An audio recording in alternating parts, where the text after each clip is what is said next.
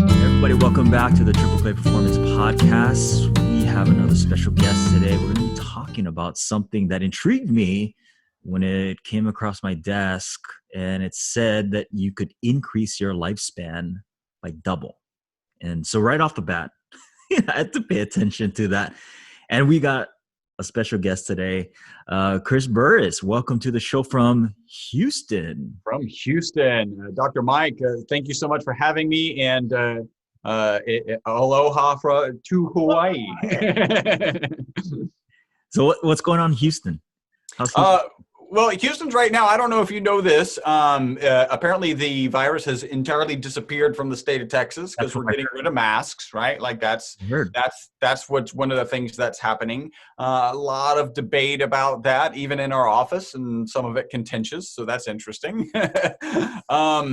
And we're coming off the freeze, right? So we'll call it the Great Freeze of 2021, Yeah. and literally in the middle of this very cold weather, right? I could see my breath inside of my home.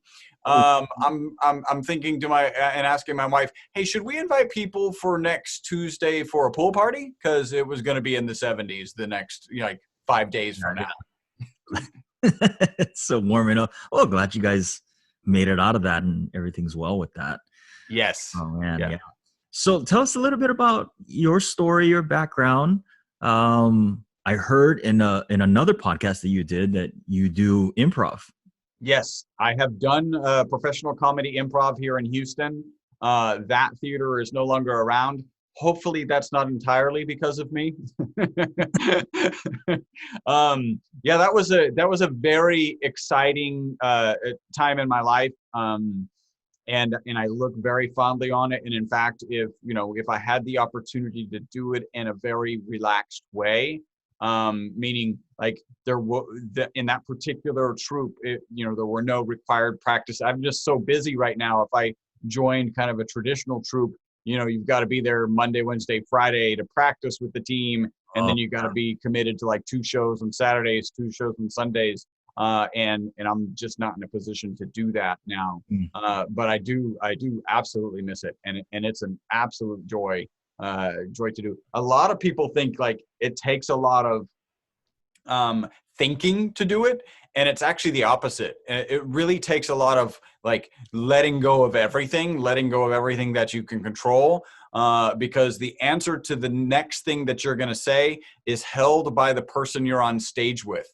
So I could have this busy, stressful, whatever week, and then I could get on stage and it was like just this total disconnect, turn off the brain and just let content flow. And yeah, that was an awesome time. It's always fun though when I share that and like, well, say something funny, and like, well, that's not how comedy improv works. That's how stand-up comedy works, not how comedy improv works. Yeah. I took a class in college. It was called the Sociology of Humor. And one of the, I guess it was like a quiz or a midterm exam is we had to go to an improv comedy club. And yeah, I mean, in the amount of difference between stand-up and improv was tremendous. I didn't even know that. And at the end of my class that semester, I didn't find comedy to be funny anymore because we had to study it so much. It came out of the class. Well, hopefully that has slowly kind of gone back to normal and you appreciate comedy again. Exactly. But in that time, I was like, oh my gosh, because we had to watch so much stand up and dive into so many of the bits, and just, when you get inundated and you dissect everything. Yeah. You're like, it's no fun anymore. So how did you get from comedy into looking into the research and of the ESS 60? Well, I can say really comedy came much later in life. I really kind of the reason we're having a conversation today is because I started a company with a business partner that I met at the University of Houston, Go Cougs, way back, and we started a company. U of H, right? The other U of H. We met in physics class. He was actually working for the Texas Center for Superconductivity. which is like really a whole structure, a whole organization built inside the University of Houston campus. And he was working for Dr. Paul Chu, who's very famous in superconductivity world. And he was separating the material that we're going to talk about today. And one day, at the time, the material was selling for $6,000 a gram.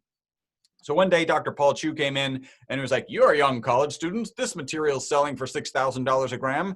You should go start a company." So it wasn't cocaine, right? Yeah, it was not cocaine. No, cocaine was a lot cheaper. So my business partner is from an entrepreneurial background, and there was actually another guy in the lab that he was working in who they started a company. In order to manufacture this molecule, you actually have to vaporize graphite. And usually you vaporize 2 graphite rods in an inert reactor. Okay. Graphite is one of the hardest materials on the planet to vaporize. So you actually have to use local temperatures of the sun. So as an example, there's a sight glass to watch this reaction occurring. You must have a welder's goggle there. Otherwise, you will burn out your retina. And if you remove it and just let it shine on your skin, you will get a sunburn. It is literally local temperatures of the sun. So I was studying mechanical engineering. They needed help like designing it, making the drawings for it, and really figuring out how to get all of this heat, this massive amount of heat, away from the reaction point so that they could make the soot.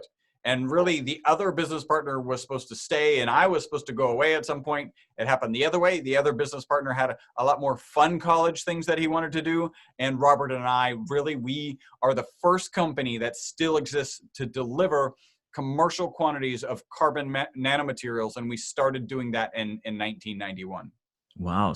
So what is ESS 60? What is that? And so ESS 60 fits inside the moniker of carbon nanomaterials. Okay. So back in 1985 at Rice University, they discovered the third form of carbon. We're all familiar with diamond, we're familiar with graphite, and there's a whole gamut of molecules now because of this discovery called fullerenes. And fullerenes, and I'm going to hold up a model here. Anyone who's listening, just imagine a soccer ball where the lines on the soccer ball represent the bonds between the carbon atoms.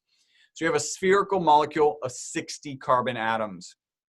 So the fullerenes are the most abundant. Fullerene is that 60 carbon atom molecule, and then C76, C84, and on up. They discovered it in 1985 and won the Nobel Prize for that discovery by 1996. That's a short 11 years from discovery to actually getting awarded the Nobel Prize. The reason they won the Nobel Prize, there's a lot of factors going on here. You know, we can look from this kind of sociology perspective. We think about things going viral, like on YouTube and Facebook and wherever, like in an online environment. You don't necessarily think about things going viral in a scientific community. But this molecule absolutely went viral. In 1991, all 10 of the 10 most referenced papers, so you're publishing a paper, you got to have all these citations, right? They track those citations and then they map out the most popular citations, which papers were referenced the most. In 1991, that's the year we started the company, all 10 of the 10 most cited papers were related to either carbon-60 or carbon nanomaterials in general. So absolutely a viral scientific event was the discovery. And again, that's why one of the reasons they won the Nobel Prize.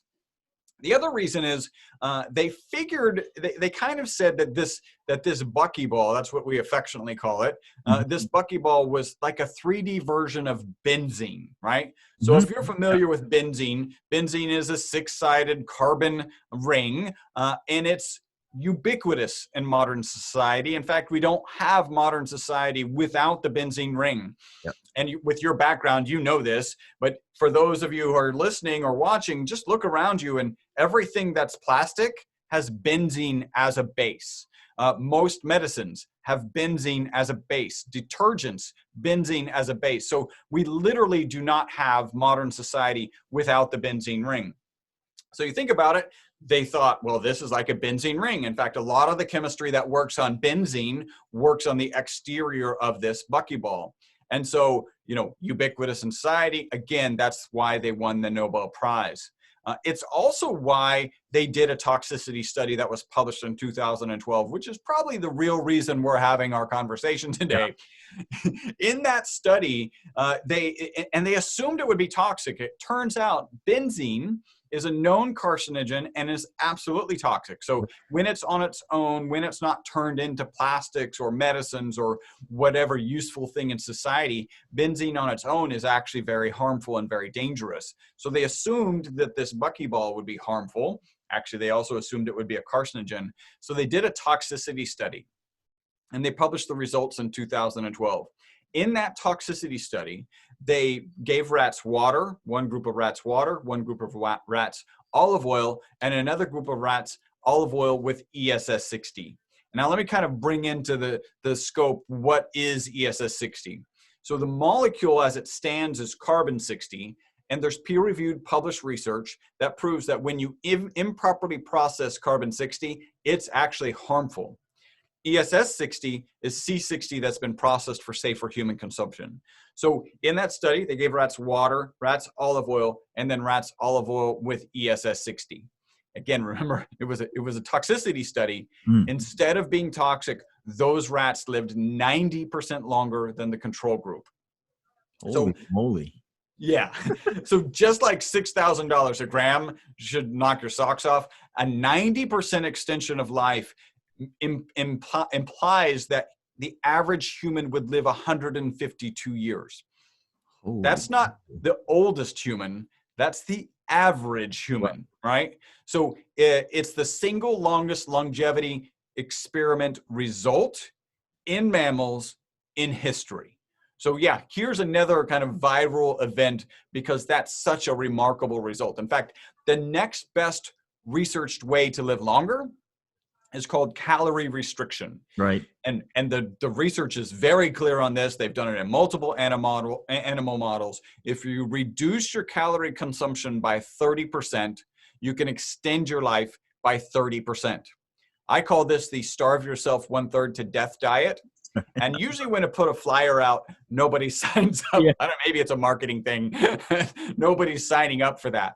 And remember, it's not 1/3 of the classic Western or American diet, right? You're not dropping that. It's dropping 1/3 below the calories that you should consume given your BMI index, right? Yes. So this, in some cases, for people who are overeating, this could be a 50% drop in your calorie consumption. Again, not many people are signing up for it. And really, that's just proven to be a 30% extension of life. In the case of us, the MyVital C formula is actually shown to show a 90% extension of life in this peer-reviewed published research. Wow. So what was the physiology that was happening when they gave it to the rats? What did they find? So there's a number of theories, and I like to state emphatically that people a lot smarter than me are ultimately going to figure this out. There's a couple things that lend credence to this particular product. So a lot of the medical community believes that aging is an oxidation and an inflammation issue, right? So our bodies are oxidizing and our bodies are inflamed, and that's causing aging or premature aging. It's not surprising then that our product is a known antioxidant, right? There's some research that shows it to be 172 times more powerful than vitamin C. And it's also, when we start talking about inflammation, I have to be very careful in the United States because for whatever reason, the FDA has defined a conversation about inflammation to equal a conversation about disease. Right. This is abjectly false, as anyone who's worked out vigorously and woken up the next day with some inflammation, not caused by disease. So we know that they're not the same, but because the FDA equates the two, I have to be very careful. And what I can say is that our product fits naturally in an anti-inflammatory diet. Those diets are associated with reduced incidences of stroke, reduced incidences of heart disease, and actually with the blue zone people who tend to live longer than the average humans on the planet. And so that's one component. The other is, well, we can talk about some unique characteristics of this ESS60 molecule. Yeah. One of it's very small and it can actually cross the blood-brain barrier. Wow. So there are things that it could be doing in the brain. Thus far, we don't have any negative reports, so we've got really strong positive reports. So it could have some positive impact there. The other is we actually do know it gets into the mitochondria, right? So we can kind of go back to the fundamentals of biology that keep us alive. Every one of the cells in our body has a mitochondria component, right? That component is really the powerhouse of our cells. So it goes through a process called ATP that creates the energy for the cell, so the cell can go about doing whatever it does as a liver cell or as a heart cell or as a brain cell, right? So we know that the ESS60 molecule can get into the mitochondria, and we know that it in some way could participate in that ATP process. We don't know exactly what that chemistry / biology is, but that's probably one of the core things. In fact, if you had a room full of physicians who are mitochondrial experts, and you ask them, hey, would it be interesting to have, or would it be good to have a free radical sponge in the mitochondria while it's going through its ATP process, all of them would raise their hand and say, yes, that's a good idea. Because like most things, like a combustion engine or most things that we use to create energy in our modern society, there's an output that's not that beneficial, right? And the same thing in this ATP process, one of the byproducts is ROSs, reactive oxygen species. And it's really the thing that we take antioxidants for, is to try and help mitigate that oxidation that occurs because of the reactive oxygen species. So yeah, those are some of the ideas behind what are the mechanisms that are going on with the ESS60 molecule. So has any type of human clinical trials been done on it? I'm working on some early phase ones. Right. That's always yeah. So I like this because this is where you talk about the scientific process, right? And a lot of people will just say anecdotal information you just should throw out the window. By the way, without any anecdotal observations, there really no science begins, because science always begins with the hypothesis. So in our case, our most consistent testimonial is our customers take it in the morning, they report mental focus and energy during the day, and then better sleep that night. So guess what kind of study I'm working on? A sleep study, right? Because that's what the anecdotal information is sharing with me. Now I'm going in to prove it. So you come up with a hypothesis, and actually, if you think about the study that is relevant to the ESS60 molecule, that hypothesis was that it was toxic. Yeah, right. And then you get a result. Okay, not only was it not toxic, those rats actually lived 90% longer than the control group. And then the next step is to have another research organization recreate those results. Right. To today, no one's done it. We're actually footing the bill. We're in the process. We're actually going through the preliminary results. They should be due in about a month, so that we can actually go in and start a full-on study replication. Wow. Now, one thing that a lot of people ask me is, how much, like, okay, great, it's a rat study and you've got a bunch of testimonials. That's anecdotal. I don't know how much credence I want to get. What I really want to get a hold of is a human study. Right. It's absolutely what we want to get a hold of. Again, that's why we're doing the sleep study. But it begs the question, what is the percentage of things that happen in a rat that also happen in humans? Yeah. Or like, what is the percentage of things that don't happen in rats that also don't happen in humans? And so I was continually on a search, really kind of until late 2018, I think 2019. I ended up on the phone with a professor out of DePaul University. And he actually takes rat studies and takes them into human trials. So I asked him this question, and his response was very interesting. It's a little bit long, so bear with me. He says, a lot of scientists will hold up one particular study to you as proof that what happens in a rat doesn't necessarily happen in a human. And that study goes like this.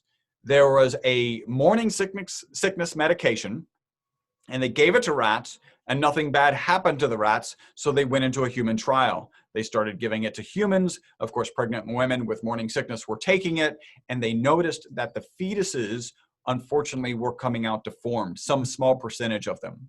And so they're like, see, here's proof that what happens in a rat doesn't happen in a human. But what this DePaul University professor told me, his name's actually Paul Dudebeck. He said that if they had looked at the fetuses of the rats, they would have noticed deformities, and then they would have never given that product to women. How did they miss So, that? Because again, it was probably just a toxicity study, right? Are these Gotcha. pregnant rats getting sick? Yeah. The answer is no, right? You didn't look at enough information. I can promise you anything that's related to pregnant women, they're looking at the fetuses from that study forward. But it's interesting because he's saying that what people will hold up to you as proof that you can't take what happens as a rat as happening into a human, that study was a flaw. They just looked at the wrong piece of information. And this is from a guy who on a regular basis goes from rat studies into human studies. And I always think this is interesting.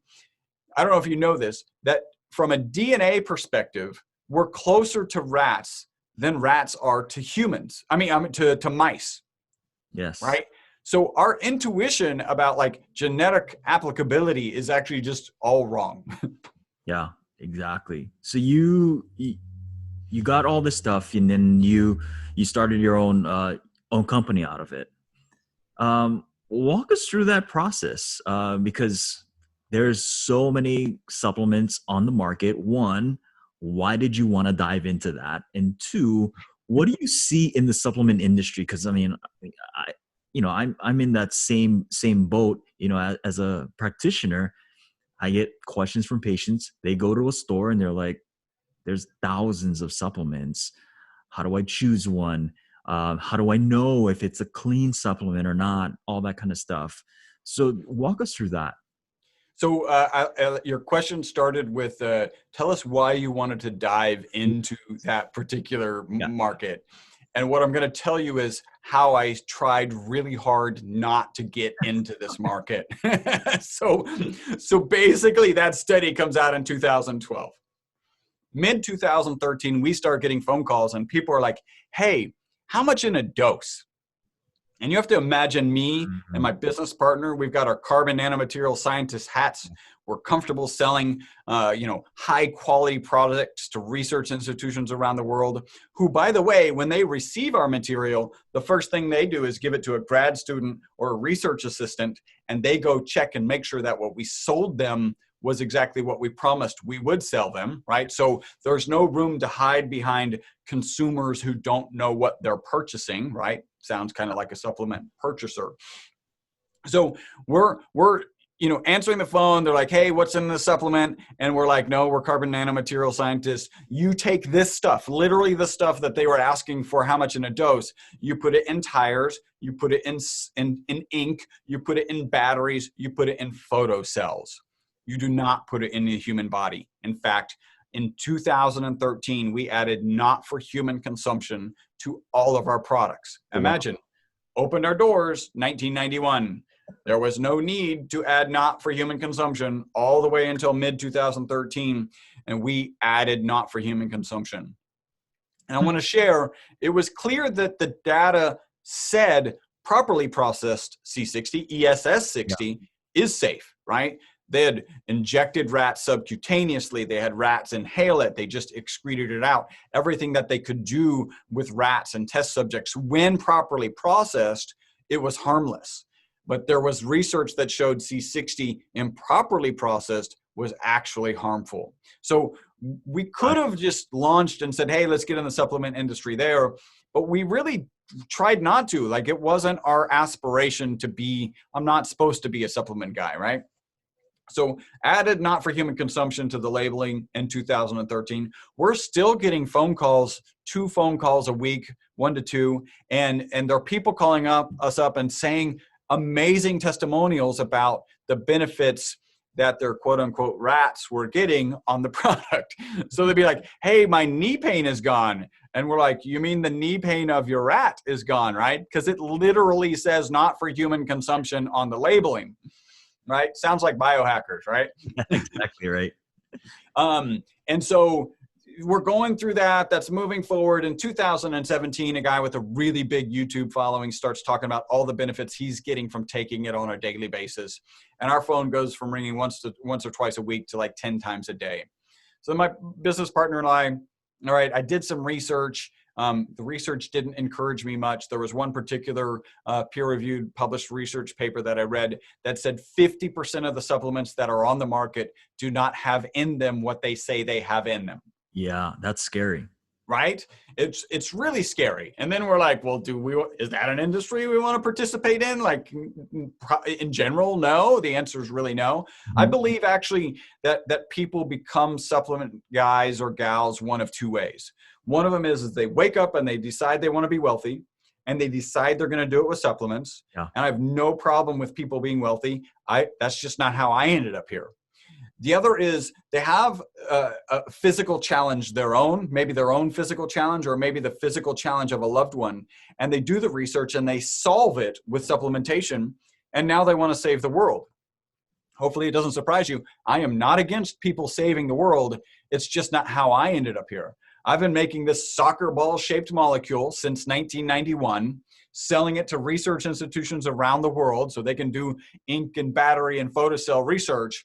And then in 2012, they publish a toxicity study that turns me into a supplement guy, right?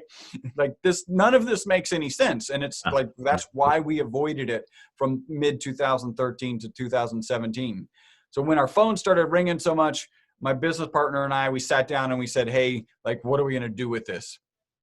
If we are going to go to market, we've got to ask ourselves kind of two fundamental questions. The first one is a moral question. Am I comfortable selling the product? I take it. My wife takes it. Everybody on my team takes it. Yes, I'm comfortable selling the product. And the next one is the FDA and the FTC, right? You've got to follow their guidelines, and we are. And so that's why in 2018, we kind of bit the bullet and, got into the supplement market. That was, nerve-wracking. And it's been interesting. We are trying to be a very good steward to this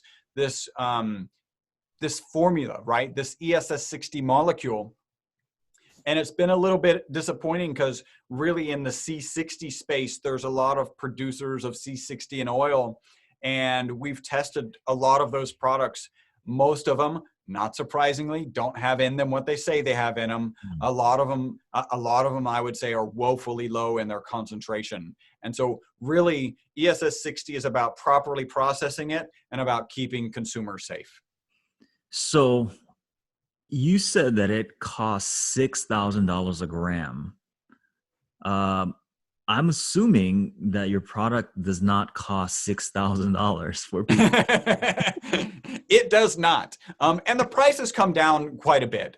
The manufacturing process is still substantially the same.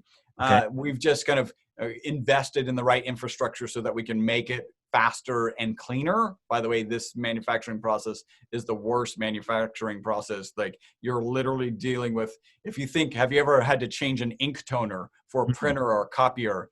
And like, you just bump it the wrong way and this big puff of black smoke comes out and you're like, I'm glad I didn't wear my white shirt today, right? White lab coat.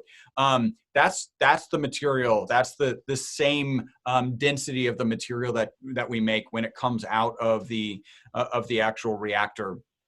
And then there's, processes to separate it and isolate it and then make it, turn it from C60 into ESS60. So the prices come way down. And the other thing that's really important in this case is, so if we rewind way back when it was, a lot closer to $6,000 a gram, one of the things that we knew, in order for this product to actually get utilized, for it to have an application where people would use it. Because, the fact that it makes better tires doesn't matter if your tires cost $10 more a tire and, doesn't last that much longer. Right. In fact, we had conversation with tire companies. They're like, if you add 2 cents to the tire, we will not use it. Right. So that's an engineering decision. Better inks. If your ink, costs 5 times as much and your ink is, even if it's 5 times darker, that's not even possible. But let's just say it was like, okay, it's dark enough now. Like, I don't need to spend 5 times. Batteries and solar cells are another issue. There are applications where C60 is being used and nanotubes are being used in solar applications, and certainly in batteries, there's the same potential. What's amazing about this soccer ball molecule, right? So imagine that soccer ball molecule. Yeah. Is it's got six-fold symmetry. There's 6 planes through which this buckyball is symmetric. What that means is it's got unbelievable resilience. You can actually take this molecule, fire it at 15,000 miles an hour at a plate of steel. Most molecules will just shred apart. This one will compress and bounce right back. So that resilience comes into play because it also has the ability to hold electrons and release electrons. That's exactly what a battery material needs to do. And because it's so resilient, you're not going to get material degradation, and you're going to end up in a battery that works the same on day whatever 3000 as it did on day 1. We're all familiar with our cell phones, right? We get our brand new cell phone and it can last 2 days, maybe a day and a half, and we're excited. And then like a year and a half later, we got a ABC, always be charging, right? That's because the lithium in the battery is actually physically degrading and it's not able to hold the charge. So it'll probably have that application at some point. The fact that it can hold about 6 electrons and release them without degradation is also ties right into that free radical absorption, right? So those reactive oxygen species are negatively charged ions, and this can be that free radical sponge in the case we described in the mitochondria. So what was NASA doing with it? So NASA's done a couple things, and we've actually visited NASA. The most practical application that I can talk about, because it was really exciting, a good friend of mine was doing a small business innovative research grant. That's a government-funded grant on behalf of NASA. So if you take nanotubes, so again, imagine that soccer ball. Let's imagine we kind of break it and we separate, so the cones are, the curved ends are facing each other, and we put a piece of graphite in between. So we have this nanotubes. Well, nanotubes are amazing conductors of heat. Out in space, you actually have to be able to warm, especially in the space suits, you have to be able to warm and cool the astronaut.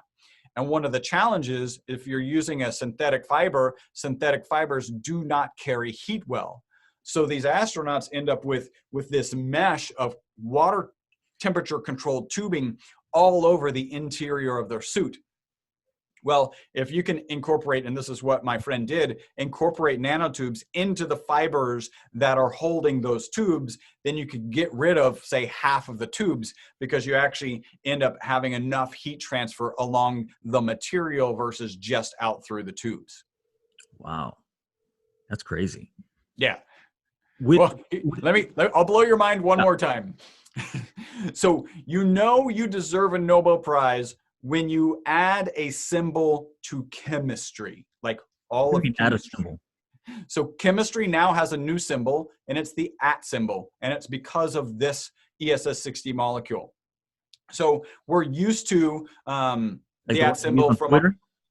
Yeah. So we're used to that, right? On Twitter and our email addresses. But now the soccer ball is big enough for any atom on the periodic chart to fit inside of it, right? Okay. Not covalently bonded or ionically bonded to the exterior, but physically trapped inside of it. So lanthanum at C60 means a lanthanum atom physically trapped inside of it. So to blow your mind, one of the early ideas was, well, hey, what if we get a couple, as many as we can, radioactive atoms inside the buckyball, and the chemistry that works on benzene also works on the exterior of the buckyball. So then we could maybe add some sort of protein attachment device that attaches to a cancer cell. So now you're actually delivering a radioactive payload to individual cells. That was one of the early theories. And there are actually patents related to this. Wow. This ESS60 molecule inhibiting the replication of the AIDS virus. So it is a known antiviral. Holy moly. Do these occur naturally in nature? They do. So if you collect the soot from a candle flame, and usually the way you would do this is you just take like a cold stainless steel plate and hold it over the candle flame. You'll collect that soot. That soot will have parts per million, parts per billion of fullerenes in it. Huh. So yes, it's naturally occurring. In fact, the whole genesis, the whole reason this molecule was discovered, one of the professors who won the Nobel Prize, it was Kroto. Dr. Harold Kroto. He is an astrophysicist and was noticing a spectrum out in space that he could not identify. And so he kept coming here to Rice University, where Dr. Smalley and Dr. Curl had a piece of equipment that could do some pretty fancy stuff.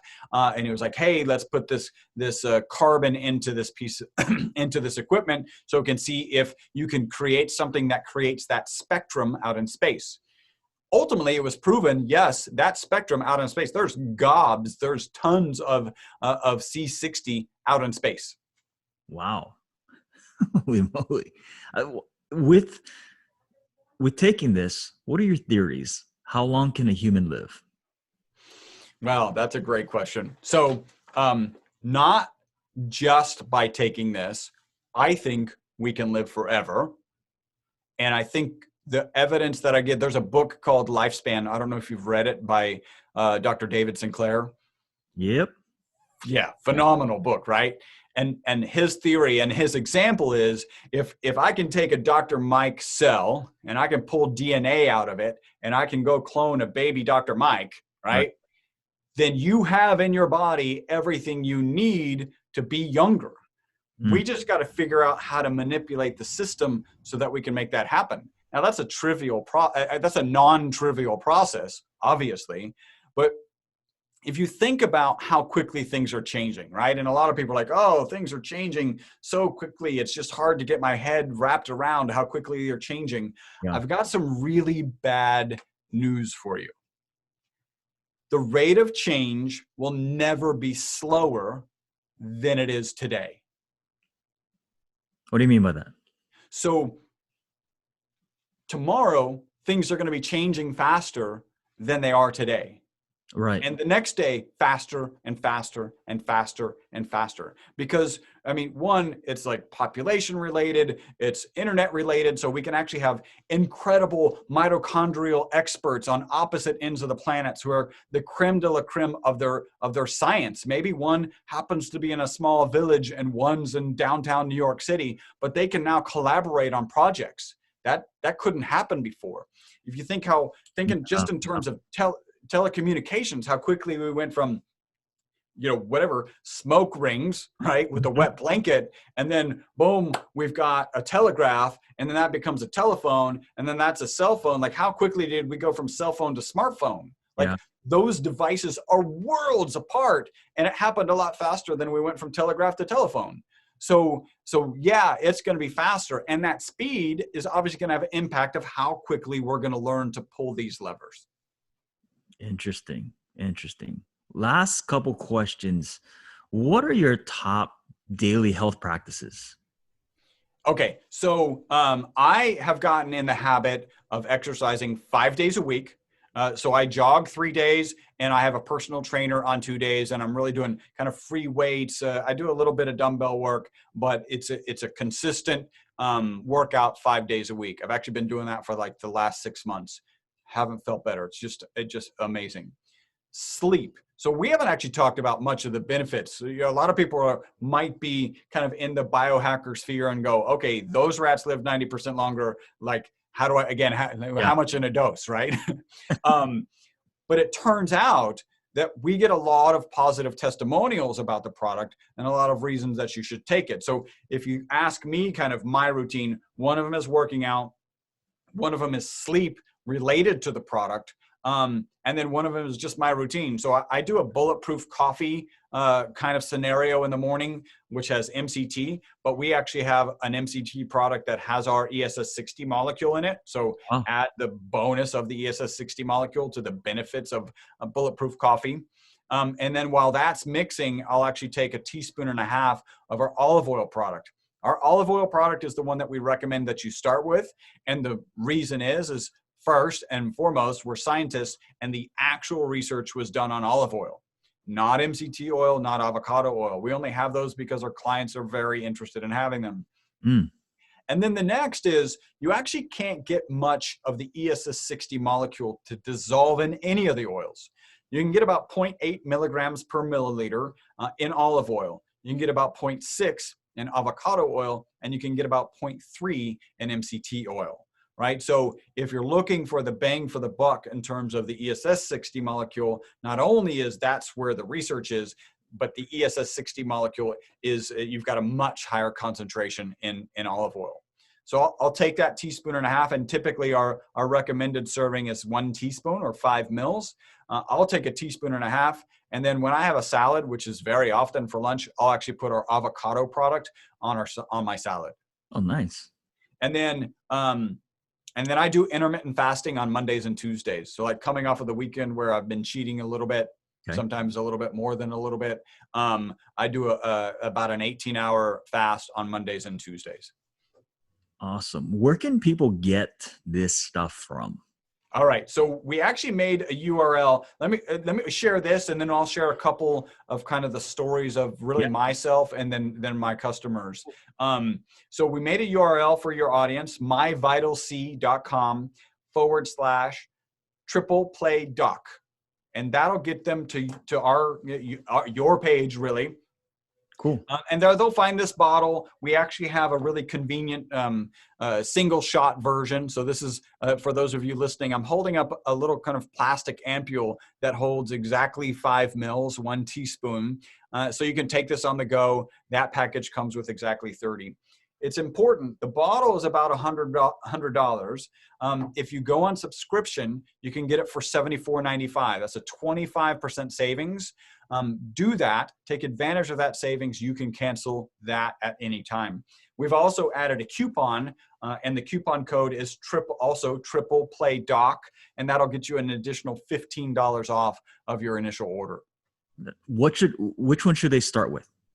I would say, well, it doesn't really matter bottle versus the single shots because it's the same product. It's just like one is in a more convenient packaging. Of course, the more convenient packaging is a little bit more expensive, but I'll probably end up sending you a sample if you're interested, and I'll end up sending like a 30-day pack and a bottle for you to try. Very cool. And do you have any pets? I do. I have a cat. A cat. So I'll send you, we have a cat and a dog version also. So I'll send you a cat version. And that's a whole other industry, is supplementation for animals. Well, so this is one of my favorite testimonials. By the way, I haven't done this yet. The FDA has not evaluated our product. It's not intended to treat, diagnose, cure, or prevent any disease. Right. The testimonial that I want to share is, it's actually one of our larger distributors here in Houston. Her name's Gwen. She originally bought the product for her dog. And she noticed such a big difference in her dog that she started taking the product herself. And then her testimonial is interesting because a lot of people ask, like, how quickly can I expect results? And she's like, way out there. I'll get to it in a second. It's important to note that dogs are not subject to the placebo effect. Yeah. So the dog doesn't think, oh, I'm taking this product today, and so I should be younger and healthier today. They can't trick their own brains to actually be peppy enough for Gwen to decide to take the product. So that's a really important thing to note. Gwen, and I actually did a video with her, and she would tell you, at the 3-month mark, that she would have said, oh, I haven't really noticed anything, except she stopped and she was like, you know what? I'm working a little bit later than I usually do. I'm getting up earlier, and I've never been a morning person. And then she shares, and I always say, like, this is the worst possible testimonial for a supplement. She says she cleaned her garage. It's not on any of our packaging. That's how you know, right? When people clean their garage. Yeah. But it means something, right? It means more energy. Maybe it means enough mental focus to, like, I deserve finally to have the garage clean. So it's so subtle. It's certainly not on any of our literature. But that gives you an idea of, like, some time frames. We have, like, in my case, I played soccer for 25 years, and I had a knee pain from the point that I quit soccer until 2018. When I started taking the MyVital C formula on a regular basis, that knee pain went away. Our customers' most consistent testimonial is take it in the morning, mental focus and energy during the day, and better sleep that night. I'll talk about my sleep here in just a second, but I want to point out how very different from the $2 billion sleep aid industry, and I'm going to do air quotes, sleep aid industry, our product is. So those sleep aids that are prescribed, they are, in my opinion, dangerous. And here's why. And actually, they're also in the opinion of Dr. Matthew Walker, who wrote a book called Why We Sleep. Phenomenal book. Go read it so you can scare yourself to sleep regularly, because it's important. But he says that these quote unquote sleep aids, they knock you unconscious. We have a chemical in our body called adenosine, and as it builds up, it causes us to desire sleep. These sleep aids knock you unconscious. You wake up with that chemical pressure, adenosine, relaxed, so you don't desire sleep, right? So that seems very refreshing. I wake up and I don't feel like I need to sleep. But what those depressants do is they don't let you get your REM or your NREM sleep, right? Those are the most healing and restorative medicines you can possibly have, REM and NREM sleep. And those quote unquote sleep aids interfere with that. Our product you take in the morning, mental focus and energy during the day, and then our customers report better sleep that night. I'm only aware of 2 other things that can positively impact sleep when you do them in the morning. One of them is actually exercise. If you exercise in the morning versus not exercising in the morning, that will positively impact your sleep. And the other is just getting exposure to sunlight so that you get your body's circadian rhythm in line with the rising and falling of the sun. Other than that, and certainly in the supplement realm, I've never heard of anything that you take in the morning and positively impacts your sleep. Interesting. And then let me share my sleep study. I shouldn't be so excited about sharing it, because I have to start off with, first, I have to embarrassingly admit, I used to take 2 naps before noon on Saturdays and Sundays. Before noon? Before noon. You had the appropriate reaction and should be sleep shaming me, and that would be appropriate. Basically, I would wake up early with my kids. They would sit on me and watch cartoons, and I would sleep, right? So nap number 1. Okay. Then I would get up and have breakfast and then go back to sleep, nap number 2. Since 2018, I probably take 5 naps a year. So not 2 a day on Saturdays and Sundays. I'm not saying I don't need naps. Every now and then I need a nap, but it is drastically reduced, increased my energy. And I'm still in this situation, not anymore, but my kids are 10 now. But shortly after, in 2018, I'm taking the product and I'm still on the couch watching cartoons with them. I'm just not falling asleep. And this is kind of the driver. I'm like, I probably did things like clean my garage. I didn't specifically clean my garage, but you have that, give me the time that I was napping back and I get things done now. So that's the sleep testimonial that I share. That's awesome. So where can they get this again? Repeat that again. Yeah, sure. So it's myvitalc.com/triple-play-doc. Awesome. And again, go on subscription. Our team is not trained to talk you out of canceling your subscription. We have 500 5-star reviews on Google. They're a good staff. They'll help you out. You can cancel at any time. Just take advantage of that discount. And then also take advantage of the additional $15 off by using the coupon code TRIPLEPLAYDOC. Cool. Chris, thanks so much for being on the show today. Dr. Mike, thank you so much for having me.